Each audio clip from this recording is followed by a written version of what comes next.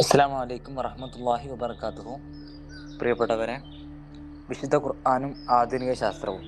വിശുദ്ധ ഖുർആൻ അവതീർണമാക്കപ്പെട്ട റമദാൻ മാസത്തിൽ നമ്മൾ ചർച്ച ചെയ്തുകൊണ്ടിരിക്കുന്ന, നമ്മൾ പഠിച്ചുകൊണ്ടിരിക്കുന്ന വളരെ വലിയ വിഷയത്തിൻ്റെ വളരെ പ്രധാനപ്പെട്ട ഒരു ടോപ്പിക്കിലേക്കാണ് ഇന്ന് നമ്മളെല്ലാവരും പ്രവേശിക്കുന്നത്. നമ്മൾ ആദ്യം ഈ ഒരു കോസ്മോളജി, പ്രപഞ്ചവും വിശുദ്ധ ഖുർആനും പ്രപഞ്ചശാസ്ത്രവുമായി ബന്ധപ്പെട്ട് ഓരോ സെക്കൻഡിലും 67 കിലോമീറ്റർ വേഗതയിലാണ് ഗാലക്സികൾ തമ്മിൽ ചലിക്കുന്നത് എന്നും, പിന്നെ ഇന്നലെ നമ്മൾ വ്യത്യസ്തമായിട്ടുള്ള വലിപ്പത്തിലുള്ള കാര്യങ്ങളൊക്കെ സംസാരിച്ചു. നക്ഷത്രങ്ങളുമായിട്ട് ബന്ധപ്പെട്ടിട്ടുള്ള കാര്യങ്ങളൊക്കെ, പ്രപഞ്ച വികാസവും അതിൻ്റെ വലിപ്പവുമായി ബന്ധപ്പെട്ടുള്ള കാര്യങ്ങളൊക്കെ സംസാരിച്ചു. അപ്പോൾ കൂടുതൽ അറിവ് ആയത്തുകളുടെ അടിസ്ഥാനത്തിൽ നമ്മൾ വികസിപ്പിച്ചുകൊണ്ടിരിക്കുകയാണ്. ഇന്ന് വളരെ പ്രധാനപ്പെട്ട ഒരു ടോപ്പിക്കാണ് നമ്മൾ ചർച്ച ചെയ്യുന്നത്. ഈ ടോപ്പിക്ക് നമ്മൾ ചർച്ച ചെയ്യുന്ന സമയത്ത് നമ്മുടെ മനസ്സിൽ ആദ്യം ഒരു ബോധ്യം വേണ്ടത്, ശാസ്ത്രം അല്ലെങ്കിൽ മോഡേൺ സയൻസ് ഈ അടുത്ത കാലത്താണ് ഇതൊക്കെ കണ്ടെത്തിയിട്ടുള്ളത് എന്ന വസ്തുതയാണ്. അടുത്ത കാലം എന്ന് പറയുമ്പോൾ 19-ാം നൂറ്റാണ്ടിന് ശേഷമാണ് പല കണ്ടുപിടുത്തങ്ങളും നടന്നത്. വിശുദ്ധ ഖുർആൻ അവതീർണമാവുന്നത് ശരിക്കും 1400 വർഷങ്ങൾക്ക് മുമ്പാണ് എന്ന് നമ്മൾ മനസ്സിലാക്കണം. ആ ഒരു ബോധ്യത്തോടു കൂടി നമ്മൾ വിഷയത്തിലേക്ക് വരികയാണ്. ഒരു ചോദ്യം നിങ്ങളോട് ചോദിക്കുകയാണ്. രാത്രിയിൽ തെളിഞ്ഞ ആകാശത്ത് നമ്മൾ നക്ഷത്രങ്ങളെ എണ്ണാൻ ശ്രമിച്ചിട്ടുണ്ടാവും. കുട്ടിക്കാലത്തും ഒരു കൗമാരക്കാലത്തിലൊക്കെ രാത്രി മുറ്റത്തിറങ്ങി നിന്ന് നിലാവുള്ള രാത്രിയിൽ ആകാശത്തിലേക്ക് നോക്കി നക്ഷത്രങ്ങളെ ഇങ്ങനെ എണ്ണാൻ ശ്രമിച്ചിട്ടുണ്ടാവും. ഒരു 100ഉം 200ഒക്കെ വരെ എണ്ണിയൊക്കെ ഒരു ഓർമ്മ എനിക്കുണ്ട് പേഴ്സണലി. ഓക്കെ, നിങ്ങൾക്ക് അതുപോലത്തെ ഓർമ്മകളുണ്ടാവും.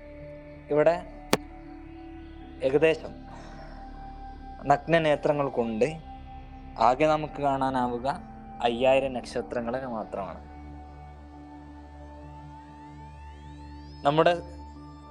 നമ്മുടെ മാത്രം, അല്ലെങ്കിൽ നമ്മുടെ സൗരയൂഥത്തിന്, അല്ലെങ്കിൽ നമ്മളുടെ ഗാലക്സിയുടെ, അല്ലെങ്കിൽ നമ്മളുമായി ഏറ്റവും അടുത്ത് നിൽക്കുന്ന നമ്മുടെ സ്വന്തം നക്ഷത്രമാണ് സൂര്യൻ.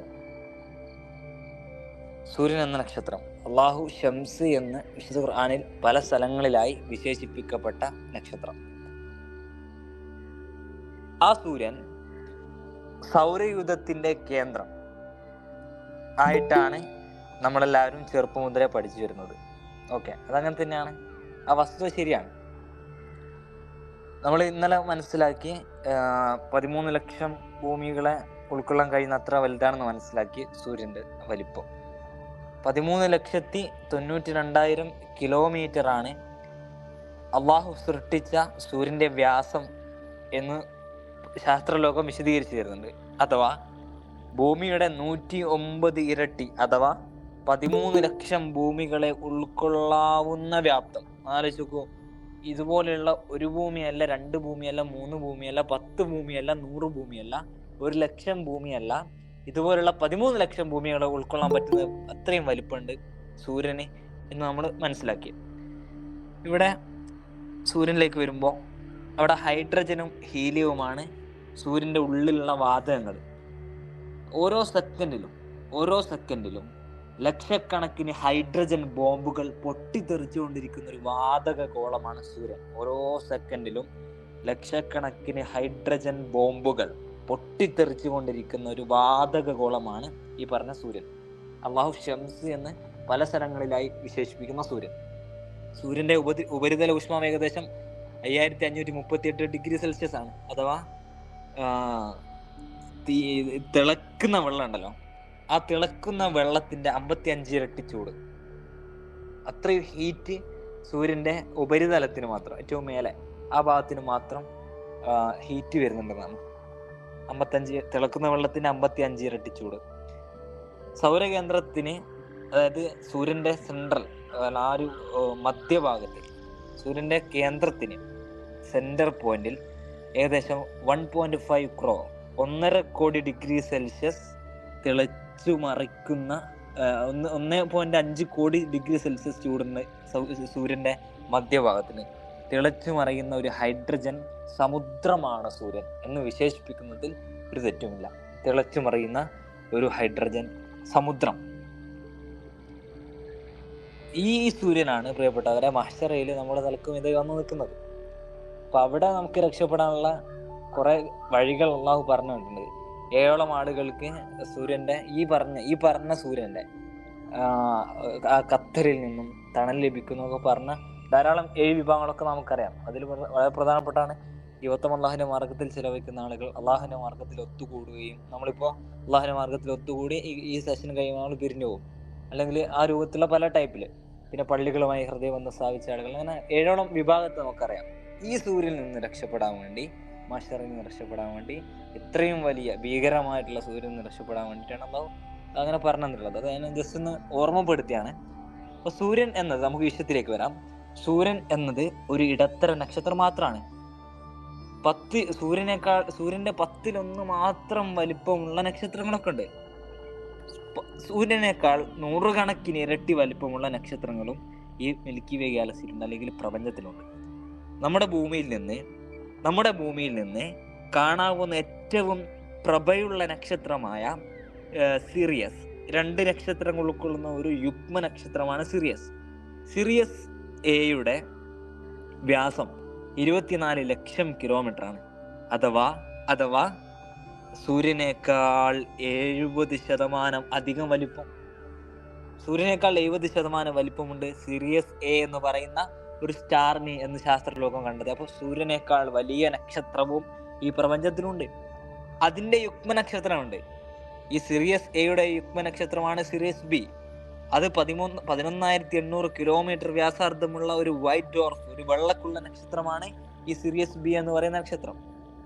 ഈ രൂപത്തിൽ പല തരത്തിലുള്ള നക്ഷത്രങ്ങൾ ഭൂമിയിൽ നിന്ന് നമ്മൾ കാണുന്ന സമയത്ത്, നക്ഷത്രങ്ങൾ സാമാന്യ വലിപ്പമുള്ള ഒരു ചുവന്ന ഭീമനാണ്, റെഡ് ജയന്റ്. നമ്മിൽ നിന്ന് അത് 642.3 പ്രകാശ വർഷം ദൂരെയുള്ളതാണ്.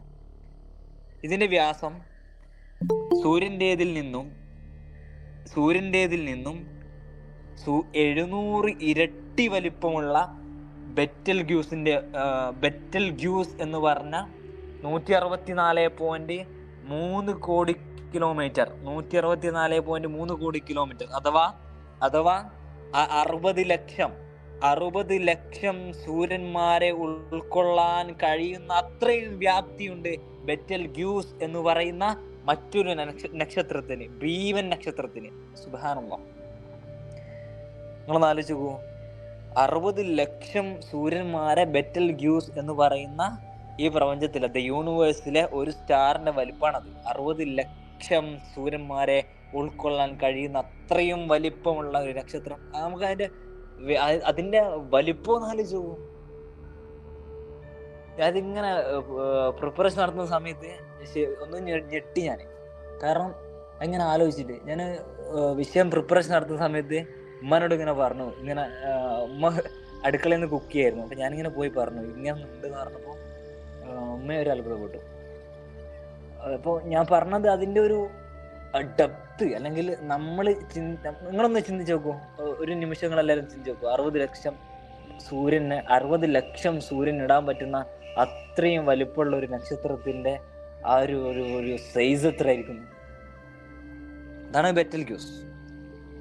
പക്ഷേ ഈ ഭീമൻ നക്ഷത്രം സൂപ്പർനോവ എന്ന നക്ഷത്ര മരണം കാത്തു കിടക്കുകയാണ്. ഓക്കെ, ഇനി 1000 കോടി നക്ഷത്രങ്ങൾ ഏകദേശം മിൽക്കി വേ ഗാലക്സിയിലുണ്ട് എന്നാണ് ആസ്ട്രോണമേഴ്സ് പറയുന്നത്. അല്ല, 2000 കോടി മുതൽ 2 ലക്ഷം കോടി വരെ ഗാലക്സിയിലേക്ക് വരാണ്.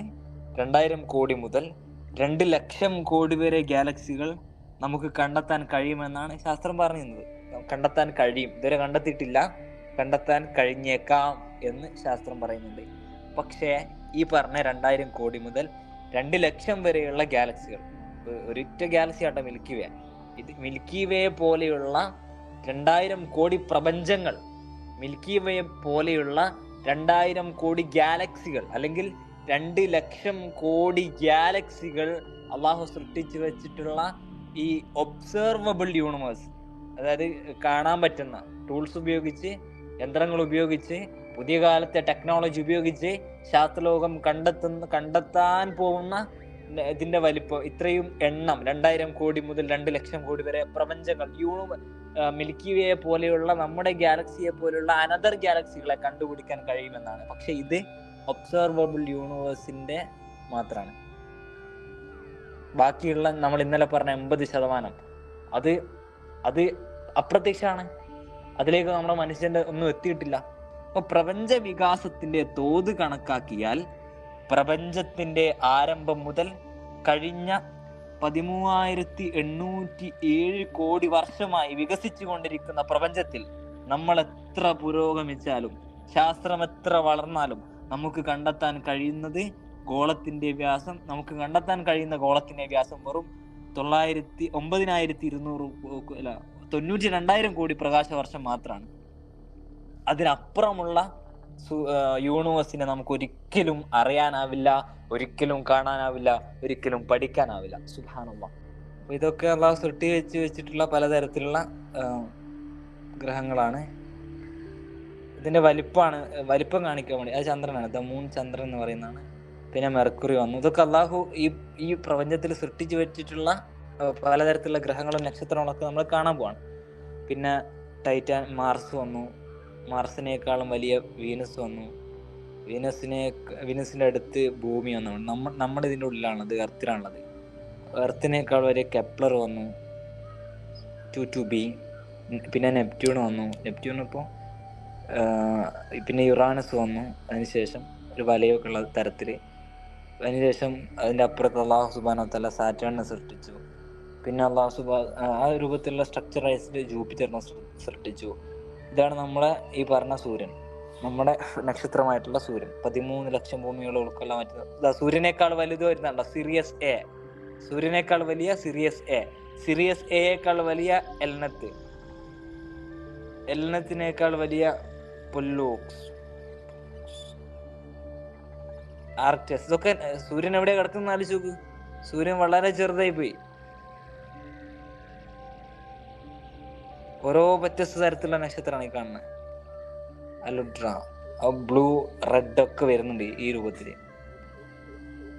നിങ്ങളതിൽ സൂര്യന്റെ സ്ഥാനം നോക്കുക. ഇടതുഭാഗത്ത് ഏറ്റവും ചെറുതായി കാണുന്ന ഇപ്പൊ സൂര്യൻ, ബാക്കിയൊക്കെ വലുതായിക്കൊണ്ടിരിക്കുകയാണ്. നക്ഷത്രങ്ങൾ സൂര്യനേക്കാൾ 10 മടങ്ങുള്ളത് എന്ന് ശാസ്ത്രലോകം കണ്ടെത്തിയ വസ്തുതകളെ പിസ്റ്റൽ സ്റ്റാർ എല്ലാത്തിനേക്കാളും വലുതായി മാറി. പിസ്റ്റൽ സ്റ്റാറിലൊക്കെ ഉള്ള അതിന്റെ സൈസ് ഒന്ന് ആലോചിച്ചു നമ്മൾ. സൂര്യൻ എത്ര ചെറുതായി മാറിയെന്ന് ആലോചിച്ച് നോക്കൂ. ഭൂമി എത്ര ചെറുതായി മാറി. അപ്പൊ നമ്മുടെ എത്ര ചെറുതാണ് അള്ളാഹുവിന്റെ മുമ്പിൽ. UISQT 2.4 ബില്യൺ കിലോമീറ്റർ ആണ് അതിന്റെ വ്യാസം. 3 ബില്യൺ കിലോമീറ്റർ എന്നാണ്. അപ്പോൾ ഇതുണ്ടോ പലതരത്തിലുള്ള നക്ഷത്രങ്ങൾ. ആ നക്ഷത്രങ്ങൾക്ക് ശേഷം പുതിയ ഗാലക്സികൾ, നമ്മൾ പറഞ്ഞ 2000 കോടി മുതൽ 2 ലക്ഷം കോടി വരെയുള്ള ഗാലക്സിയിലേക്കുള്ള യാത്ര. മറ്റൊരു ബ്ലാക്ക് ഹോളാണ് നമ്മൾ ഇന്നലെ പറഞ്ഞ തമോഗർത്തം. ഈ രൂപത്തിൽ മഹാപ്രപഞ്ചത്തിലെ വ്യത്യസ്ത ഇത് നക്ഷത്രം രൂപപ്പെടുന്ന സ്റ്റാർട്ടിംഗ് സ്റ്റേജാണ് നെബുല എന്ന് പറയുന്നത്. മറ്റൊരു പ്രപഞ്ചം അല്ലെങ്കിൽ നക്ഷത്രത്തിന്റെ തുടക്കം. അതാണ് നമ്മളിപ്പോൾ സ്ക്രീനിൽ ഈഗിൾ. മറ്റൊരു നക്ഷത്രത്തിന്റെ തുടക്കം അല്ലെങ്കിൽ മറ്റൊരു പ്രപഞ്ചമായി രൂപാന്തരപ്പെടാൻ സാധ്യതയുള്ള ഒന്ന്. ഡാർഫ് ഗാലക്സി, നമ്മൾ നേരത്തെ പറഞ്ഞ മറ്റൊരു കുള്ളൻ ഗാലക്സി എന്നാണ് അതിൻ്റെ പേര്. കറുത്ത കുള്ളൻ. സെഗ്യു-2, അത് മറ്റൊരു പ്രപഞ്ചം, മറ്റൊരു യൂണിവേഴ്സ്. ഇത് മറ്റൊരു യൂണിവേഴ്സ്. ഇതുപോലെയുള്ള സ്ലീപ്പിംഗ് ബ്യൂട്ടി, ഇത് മറ്റൊരു ഗാലക്സിയാണ്. മിൽക്കി വേ പോലെയുള്ള മറ്റൊരു ഗാലക്സി. ഈ ഗാലക്സികൾ, മിൽക്കി വേ നമ്മുടെ ഈ ഗാലക്സിയിലാണ് മിൽക്കി വേ ഗാലക്സി. ഈ ഗാലക്സിയും നമ്മളിപ്പോൾ കണ്ട ഗാലക്സിയും തമ്മിൽ 64 കിലോമീറ്റർ സെക്കൻഡ് ഇങ്ങനെ എക്സ്പാൻഡ് ചെയ്തുകൊണ്ടിരിക്കുകയാണ് ഇപ്പോൾ ഓരോ സെക്കൻഡിൽ നമ്മൾ ഉറങ്ങുമ്പോഴൊക്കെ. അപ്പോൾ അതിൻ്റെ വലിപ്പം ആലോചിച്ചു നമ്മൾ. സൂര്യൻ എവിടെ സുഹൃത്തുക്കളെ? ഭൂമി എവിടെ? മാറി പല രൂപത്തിലേക്ക് അതിൻ്റെ വ്യത്യസ്തമായിട്ടുള്ള പ്രപഞ്ചങ്ങൾ, വ്യത്യസ്തമായിട്ടുള്ള ഗാലക്സികളാണ് നമ്മൾ കണ്ടുകൊണ്ടിരിക്കുന്നത് ഇപ്പോൾ സ്ക്രീനിൽ. ഇന്നലെ ഏറ്റവും വലിയൊരു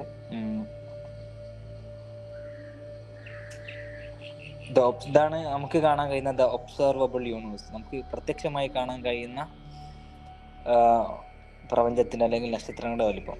ഇനി നമുക്ക് വിശുദ്ധ ഖുർആനിലെ ഏതൊക്കെ ആയത്തുകളാണ് ഈ പറഞ്ഞ ശാസ്ത്രീയമായിട്ടുള്ള കണ്ടുപിടുത്തത്തിലേക്ക് വിരൽ ചൂണ്ടുന്നത് നോക്കാം. ആദ്യമായി സൂറത്തു അറാഫിൽ, നിങ്ങൾക്ക് ആയത്ത് പരിചയമുള്ള ആളുകളുണ്ടാവും. സൂറത്തു അറാഫിലെ വളരെ പ്രധാനപ്പെട്ട ആയത്താണ് നിങ്ങൾ സ്ക്രീനിൽ കാണുന്നത്. കഴിയുന്ന ആളുകൾക്ക് ആയത്ത് വായിക്കാൻ പിന്നെ പറ്റുന്ന ആളുകൾക്ക് ജസ്റ്റ് ഒന്ന് വായിച്ചു നോക്കാം. സൂറത്തു അറാഫിലെ ആയത്ത് ഒന്നാമതാണ്. ഒരു 3 ആയത്ത് നമുക്ക് ഇതുമായി ബന്ധപ്പെട്ടിട്ട് സ്ക്രീനിൽ കാണാനുണ്ട്. അതിൽ വളരെ പ്രധാനപ്പെട്ട ആദ്യത്തെ ആയത്ത് സൂറത്തു അറാഫിലെ ഈ ആയത്ത്, അതിനർത്ഥം വരുന്നത് നിശ്ചയമായും നിങ്ങളുടെ റബ്ബ്, ഇന്ന റബ്ബക്കുമുല്ലാഹുല്ലദീ ഖലഖസ് സമാവാതി വൽ അർദ് ഫീ സിത്തതി അയ്യാമിൻ സുമ്മ ഇസ്തവാ അലൽ അർശ് യഗ്ശിൽ ലൈല വന്നഹാറ യത്ലുബുഹു ഹസീസൻ വശംസ വൽ ഖമറ വന്നജൂം മുസഖറാത്തിൻ ബിഅംരി അലാ ലഹുൽ ഖൽഖു വൽ അംർ തബാറകല്ലാഹു റബ്ബുൽ ആലമീൻ. നിശ്ചയമായും നിങ്ങളുടെ റബ്ബ് ആകാശങ്ങളെയും ഭൂമിയെയും 6 ദിവസങ്ങളിലായി സൃഷ്ടിച്ചവരാകുന്നു. പിന്നെ അവൻ അർശിൽ, സിംഹാസനത്തിൽ ആരോഹണം ചെയ്തു. രാത്രി അവൻ പകലിന് മൂടിയിരിക്കുന്നു. അതതിനെ ദ്രുതഗതിയിൽ തേടിക്കൊണ്ടു. അവന്റെ കൽപ്പനക്ക് വിധേയങ്ങളായിക്കൊണ്ട് സൂര്യനെയും ചന്ദ്രനെയും നക്ഷത്രങ്ങളെയും അവൻ സൃഷ്ടിച്ചു.